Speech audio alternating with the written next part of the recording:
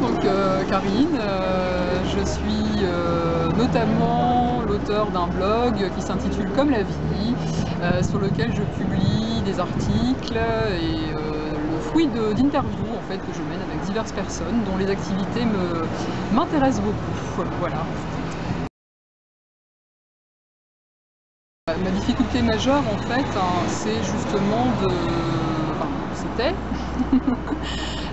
il y avait diverses difficultés qui se conjuguaient. Il y avait notamment un problème de confiance. Il y avait aussi une difficulté justement à explorer ma créativité pour le coup. Et puis, j'en oublie certainement, mais c'est déjà pas mal, effectivement.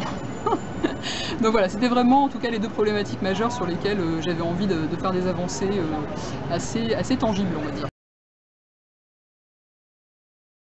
J'ai effectivement participé à un atelier et alors ce qui m'a vraiment nourri et apporté plein de choses, et notamment sur les difficultés que je pouvais rencontrer, donc le problème de confiance en soi, parce que voilà, on se retrouve déjà dans une atmosphère excessivement bienveillante avec voilà, l'envie d'explorer, et on est accompagné avec beaucoup de bienveillance, pour répéter le terme, mais quoi qu'il en soit, voilà, ça permet d'oser en tout cas.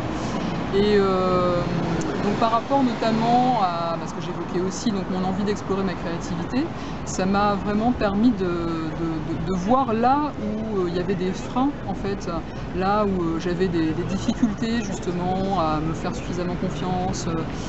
Ça m'a permis voilà, j'aurais des anecdotes à raconter, notamment ce qui m'avait beaucoup frappé, c'est mon incapacité à regarder autour de moi, à utiliser toutes les ressources qui étaient à ma disposition. Ça c'est quelque chose qui réellement m'a beaucoup frappé à l'issue de l'atelier. En quoi ça a changé dans ta vie, ça ? En quoi ça a eu un impact quelque chose ? J'ai vu la puissance symbolique justement de ce constat-là, c'est-à-dire qu'effectivement, là ça concernait quand je parle de ressources, des outils, des matières, plein de choses qui étaient mises à ma disposition que j'ai pas utilisées du coup, et ça m'a chagriné, et j'ai fait le parallèle avec ma vie en fait en me disant que très certainement il y avait plein de possibilités, plein de perspectives, plein de voies possibles qui m'échappaient complètement parce que je les voyais pas quoi. Donc, et du coup, voilà en quoi ça m'a aidé. Et aujourd'hui, sur la base de ce constat-là, j'ai beaucoup plus de lucidité, beaucoup plus ça m'a ouvert plein de perspectives en fait. C'est ça qui est génial. C'est vraiment super positif. À titre personnel, en fait, ça aurait été peut-être de me dire que c'était pas, entre guillemets, pour moi, au sens où justement, je pense pas être une créative à la base.